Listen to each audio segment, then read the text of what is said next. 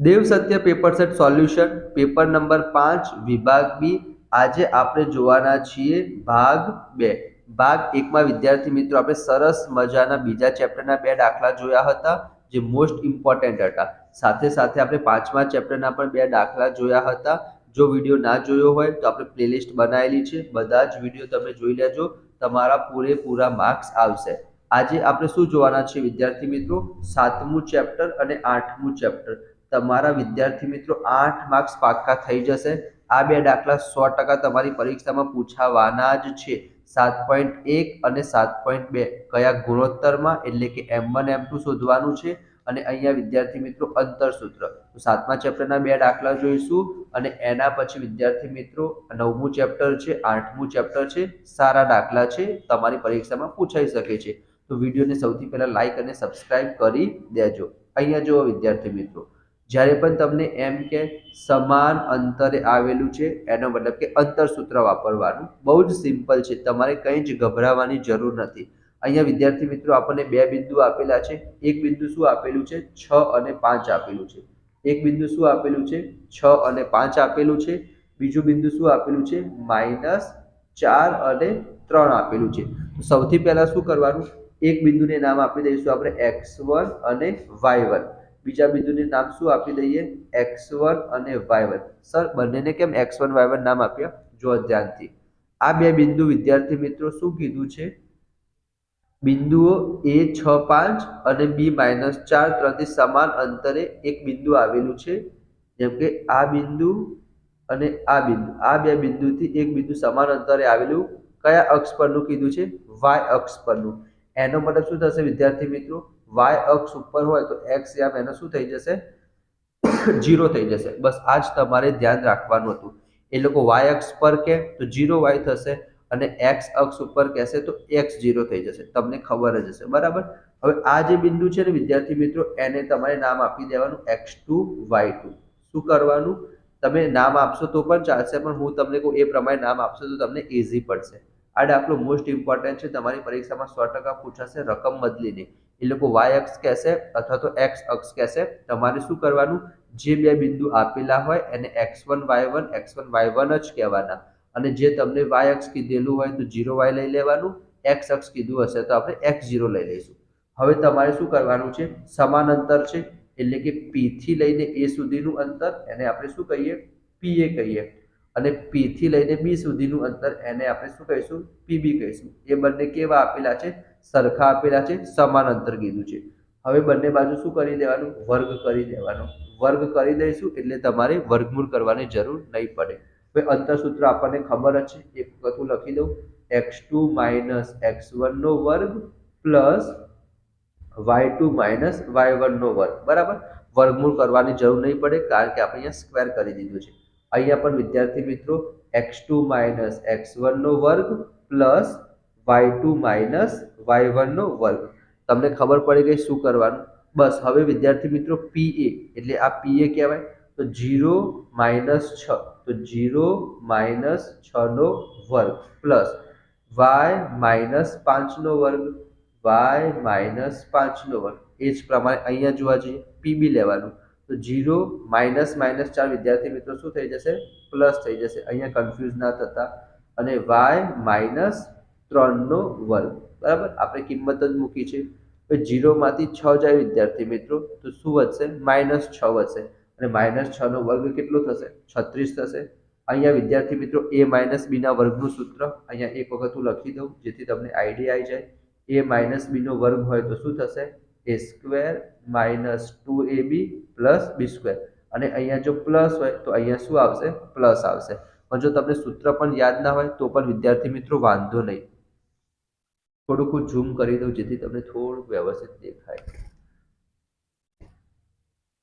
બરાબર ઓકે ચલો જો તમને ના ખબર પડે તો શું કરવાનું પહેલાનો વર્ગ કરો તો y નો વર્ગ શું થશે તમે કહેશો સર y નો વર્ગ થશે માઇનસ હશે તો માઇનસ કરવાનું પછી આ 3 નો ગુણાકાર કરી દેવાનો તો 2 પંચા 10 y તો અહીંયા મેં લખી દીધા 10 y અહીંયા હંમેશા પ્લસની નિશાની કરવાની 5 નો વર્ગ કેટલો થશે 25 થશે 0 + 4 4 4 નો વર્ગ કેટલો થશે 16 થશે ફરીથી પહેલાનો વર્ગ કરવાનો માઇનસ છે તો માઇનસ કરવાનું, 3 3 નો ગુણાકાર, 3 દુ 6y અને 3 નો વર્ગ કેટલો થશે વિદ્યાર્થી મિત્રો? 9 થશે. આટલું ખબર પડી ગઈ. હવે બંને બાજુથી y² કટ થઈ જશે. હવે આ -10y ને વિદ્યાર્થી મિત્રો આપણે પેલી બાજુ મોકલી દઈએ તો શું થશે? +10y થઈ જશે. આ -6y તો વિદ્યાર્થી મિત્રો m ના m. આ 36 ને 25 કેટલા થશે? 36 ને 25 જોવા જઈએ તો 6 ને 5 11 નો એકડો વધી ફરી 1, 3 ને 2 5 ને 1 છે એટલે 61 થશે. અને આ 16 ને 9 કેટલા થાય વિદ્યાર્થી મિત્રો? 25 થશે. 25 આ બાજુ આવશે તો શું થઈ જશે વિદ્યાર્થી મિત્રો? -25 થઈ જશે. 10 માંથી 6 જાય તો વિદ્યાર્થી મિત્રો કેટલા આવશે? 4y આવશે. અને 61 માંથી 25 જાય વિદ્યાર્થી મિત્રો અહીંયા આપણે કરી દઈએ. 1 ના ઉપર 11, 11 માંથી 5 જાય તો 6, 6 ના ઉપર 5, 5 માંથી 2 જાય તો 3. અહીંયા વિદ્યાર્થી મિત્રો જવાબ આવ્યો 36. 4 નીચે જતા રહેશે તો 9 ચોક 36 થાય. તો y ની કિંમત આપણને કેટલી મળી વિદ્યાર્થી મિત્રો? 9 મળી ગઈ. બરાબર. તો આ પ્રમાણે બિંદુ શું થઈ જશે? 0y ધાર્યું હતું તો 0 અને 9. આ થઈ ગયું આપણું વિદ્યાર્થી મિત્રો બિંદુ. બરાબર. 2 માર્ક્સમાં તમારી પરીક્ષામાં પૂછાઈ શકે છે. બહુ સિમ્પલ ક્વેશ્ચન હતો. તમારે સરખાવવાના છે અને જવાબ લાવવાનો છે. અહીંયા વિદ્યાર્થી મિત્રો ગુણોત્તર કીધો છે તો એના માટે પણ આપણે શું વાપરીશું? વિભાજન સૂત્ર વાપરીશું. એક બિંદુ શું આપેલું છે વિદ્યાર્થી મિત્રો? 5 - 6. એને નામ આપી દઈએ 5 - 6. બીજું બિંદુ શું છે વિદ્યાર્થી મિત્રો? -1 - 4.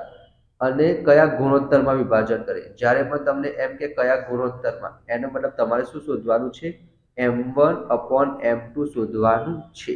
અને શું કીધું છે? y અક્ષ બિંદુઓ. y અક્ષ બિંદુ એટલે આના જેમ જ 0y લેવાનું. શું લેવાનું વિદ્યાર્થી મિત્રો?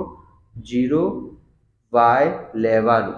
હવે અહીંયા શું કરવાનું? જે પહેલું હોય એને x1 y1 કહી દેવાનું, બીજાને વિદ્યાર્થી મિત્રો x2 y2 કહી દેવાનું. m1 m2 તો આપણે શોધવાનું છે અને આને આપણે શું કહી દઈશું? xy કહી દઈશું. તો સૂત્ર એક વખત હું લખી દઉં. p of xy બરાબર m1 x2 plus m2 x1 છેદમાં m1 પ્લસ m2. અને અહીંયા શું આવશે? m1 y2 plus m2 y1 upon m1 plus m2. આ સૂત્ર આપણને ખબર જ છે. હવે વિદ્યાર્થી મિત્રો અહીંયા લખું છું y અક્ષ બિંદુ તો શું થશે? 0y. તો અહીંયા હું લખું છું 0y બરાબર. હવે અહીંયા કિંમત જ મૂકવાની છે. m1 કેટલા આપેલા છે? m1 તો આપણને ખબર નથી, શોધવાના છે. x2 કેટલા આપેલા છે? -1, એ માઇનસ કરી દઈશું. એના પછી m2. x1 કેટલા આપેલા છે? 5 આપેલા છે તો 5 લખી દઈશું. નીચે શું આવશે વિદ્યાર્થી મિત્રો? m1 plus m2. અહીંયા m1. y2 કેટલા આપેલા છે? -4. એના પછી m2. y1 કેટલા આપેલા છે? -6 આપેલા છે. અને નીચે વિદ્યાર્થી મિત્રો m1 પ્લસ m2. આપણે ખાલી કિંમત જ મૂકી છે. હવે અહીંયા વિદ્યાર્થી મિત્રો તમારે શું કરવાનું? અહીંયા જે 0 હોય ને એના સાથે સરખાવવાનું. 0 x યામ છે તો અહીંયા લખવાનું વિદ્યાર્થી મિત્રો કે x યામ સરખાવતા. જો આપણને x અક્ષ બિંદુ કીધું હોત તો આપણું સમીકરણ શું બનત? x0 બનત. તો આપણે બીજા નંબર ઉપર 0 છે તો y યામને સરખાવવાના. જ્યાં 0 હોય ને એને સરખાવવાના વિદ્યાર્થી મિત્રો. તો x યામ સરખાવવાના. તો 0 બરાબર -m1 plus 5m2 upon m1 plus m2. હવે આ m1 પ્લસ m2 વિદ્યાર્થી મિત્રો નીચે છે, આ બાજુ જતા રહેશે તો 0 થઈ જશે. તો શું આવશે? 0 બરાબર -m1 પ્લસ 5m2. હવે -m1 ને વિદ્યાર્થી મિત્રો આ બાજુ મોકલી દઈએ તો પ્લસ થઈ જશે. તો m1 બરાબર 5m2. હવે આપણે m1 અપોન m2 શોધવાના છે. તો m2 ને વિદ્યાર્થી મિત્રો આ બાજુ આપી દઈએ તો શું થશે? m1 છેદમાં જતા રહેશે. m1 અપોન m2 બરાબર 5. નીચે કંઈ ના હોય તો આપણે શું લખી દેવાનું? 1 લખી દેવાનું. તો આપણને રેશિયો શું મળે વિદ્યાર્થી મિત્રો? m1 અપોન m2 બરાબર 5/1. ખબર પડી વિદ્યાર્થી મિત્રો? આ 7મા ચેપ્ટરના 2 દાખલા હતા. અંતર સૂત્રવાળો દાખલો આપણે પણ જોઈ લીધો અને વિભાજન સૂત્રવાળો પણ દાખલો જોઈ લીધો, જે તમારી પરીક્ષામાં 100% પૂછાશે. હવે વિદ્યાર્થી મિત્રો 8મા ચેપ્ટરનો એક દાખલો જોઈ લઈએ, 9મા ચેપ્ટરનો એક દાખલો જોઈ લઈએ. એટલે આ દાખલો જે બહુ ઇઝી છે. અહીંયા વિદ્યાર્થી મિત્રો 10 લખેલા છે, ખાલી કિંમત મૂકીને જવાબ લાવવાનો છે. અહીંયા લખેલું છે cosec 45. તો sin એનું ઊંધું કોસેક થાય, જો તમને ખબર હોય તો. હું તમને ટ્રીક પણ આપી દઉં. સાઇન થીટા, એના પછી કોસ થીટા, એના પછી ટેન થીટા. આ રીતના તમારે યુ બનાવવાનું વિદ્યાર્થી મિત્રો. બરાબર. Sine theta, cos theta, ten theta, એના પછી કોટ થીટા, એના પછી સેક થીટા, અને અહીંયા વિદ્યાર્થી મિત્રો કોસેક થીટા. હવે શું થશે? જે સામ સામે હોય ને એકબીજાના ઊંધા કહેવાય. જેમ કે સાઇનની કિંમત 4/5 હોય તો કોસેકની કેટલી હશે? 5/4 હશે. એકબીજાના શું થઈ જશે વિદ્યાર્થી મિત્રો? ઊંધા થઈ જશે. તો આપણે કોસેક 45 શોધવું હોય, જો સાઇન 45 ખબર હોય તો એના ઊંધા કરી દઈએ તો કોસેક 45 મળી જાય. તો સાઇનનું તો તમને ખબર જ હશે વિદ્યાર્થી મિત્રો. સાઇન થીટાનું શું થાય? 0, 1/2, 1/√2, √3/2 અને 1. અહીંયા 0, અહીંયા 30, અહીંયા 45, અહીંયા 60 અને અહીંયા 90. આપણને કીધું છે 45. તો સાઇન 45 કેટલા થશે? 1/√2 થશે. તો કોસેક 45 ઊંધા થઈ જાય એટલે √2 ઉપર જતા રહે, 1 નીચે આવી જાય. તો કોસેક 45 કેટલા થશે? √2 થશે.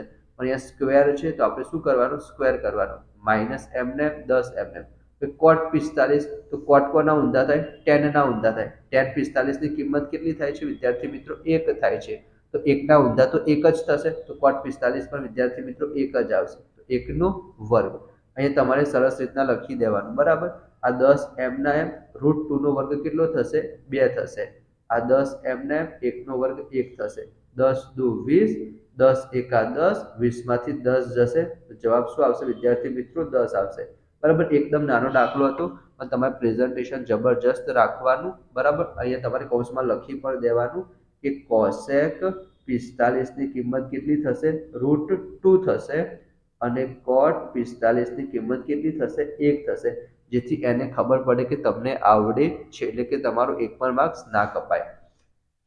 29મા નંબરનો દાખલો વિદ્યાર્થી મિત્રો થોડોક સારો દાખલો છે. અહીંયા વિદ્યાર્થી મિત્રો આપણને શું કીધું છે? આકૃતિ તમારે પેન્સિલથી દોરી દેવાની છે. અહીંયા એ લોકોએ એમ કીધું હતું કે એક દિવાલ છે, દિવાલથી દૂર 3 મીટરના અંતરે એક નિસરણી એટલે કે સીડી છે. તો આપણે શું શોધવાનું છે કે નિસરણી દિવાલ સાથે કેટલા અંશનો ખૂણો બનાવે છે. તો અહીંયા વિદ્યાર્થી મિત્રો આ દિવાલ છે અને આ નિસરણી છે. તો વિદ્યાર્થી મિત્રો આપણે શોધવાનું શું છે? આપણે આ ખૂણાનું માપ શોધવાનું છે. અહીંયા નામ આપી દઈએ આપણે ત્રિકોણ PQR. કયો ત્રિકોણ થઈ જશે? કાટકોણ ત્રિકોણ થઈ જશે. હવે તમે મને એમ કહો વિદ્યાર્થી મિત્રો, આપણને શું ખબર છે? આ થીટા શોધવો છે. એના માટે વિદ્યાર્થી મિત્રો આપણને નિશાનીની લંબાઈ 6 મીટર આપેલી છે. તે આ ખૂણા માટે શું થશે? આ સામેની બાજુ થઈ જશે અને આ વિદ્યાર્થી મિત્ર કર્ણ થશે. પાસેની બાજુ તો આપણને કંઈ જ ખબર નથી. તો કયા સૂત્રમાં સામેની બાજુ અને કર્ણ આવશે? તો તમે કહેશો સર સાઇન થીટાના સૂત્રમાં શું આવશે? સામેની બાજુ છેદમાં કર્ણ આવશે. આ તો તમને ખબર જ છે વિદ્યાર્થી મિત્રો. તો અહીંયા લખી દઈએ સાઇન થીટા. સામેની બાજુ કેટલી છે વિદ્યાર્થી મિત્રો? QR છે. તો આપણે QR લખીશું. અને કર્ણ કેટલો છે વિદ્યાર્થી મિત્રો? PR છે. તો કર્ણ શું લખીશું? PR લખીશું. સાઇન થીટા વિદ્યાર્થી મિત્રો m ના m. QR કેટલો આપેલો છે? 3 આપેલો છે. PR કેટલો આપેલો છે? 6 આપેલો છે. તો 3 દુ 6 થશે. તો સાઇન થીટા બરાબર કેટલા આયા? 1/2 આયા. હવે શું કરવાનું? હવે તમારે જોવાનું વિદ્યાર્થી મિત્રો સાઇનની કિંમત 1/2 ક્યારે હોય છે? તો અહીંયા જ આપણે જોયું હતું સાઇનની કિંમત 1/2 ક્યારે હોય છે? જ્યારે 30 અંશનો ખૂણો હશે. તો 1/2 ની જગ્યાએ આપણે શું લખી શકીએ? સાઇન 30 લખી શકીએ. બંને બાજુથી સાઇન સાઇન જો કટ કરીએ આપણે તો થીટા કેટલો આવશે વિદ્યાર્થી મિત્રો? 30 અંશ આવશે. તો તમારે નીચે લખી દેવાનું કે દિવાલ અને નિશાની વચ્ચેનો ખૂણો કેટલાનો હશે વિદ્યાર્થી મિત્રો? 30 અંશનો હશે. તો તમને 2 માર્ક્સ પૂરા પાક્કા મળી જાય. તો આપણે 8મા ચેપ્ટરનો એક દાખલો જોયો, 9મા ચેપ્ટરનો એક દાખલો જોયો. એના પછી વિદ્યાર્થી મિત્રો આપણે 7મા ચેપ્ટરના પણ 2 દાખલા જોઈ લીધા. નેક્સ્ટ વિડીયોમાં આપણે શું જોઈશું? આપણે જે બહુલકનો એક દાખલો છે, 13મા ચેપ્ટરનો દાખલો છે અને બીજા બધા વિડીયો પણ આપણે જોઈશું. તો ફટાફટ વિડીયોને લાઇક કરી દેજો. જો તમને પસંદ આવ્યો હોય વિડીયો, ચેનલને સબસ્ક્રાઇબ કરી દેજો. બહુ બધા વિડીયો આપણે અપલોડ કરી દીધા છે દેવ સત્ય પેપર સેટના સોલ્યુશનના. બધા જ વિડીયો જોઈ લેજો. તમારા ખૂબ જ સારા માર્ક્સ આવશે. તો મળીશું આપણે નેક્સ્ટ વિડીયોમાં. ત્યાં સુધી જય હિન્દ, જય ભારત, જય શ્રી કૃષ્ણ, જય શ્રી રામ, જય Swaminarayan. Thank you so much.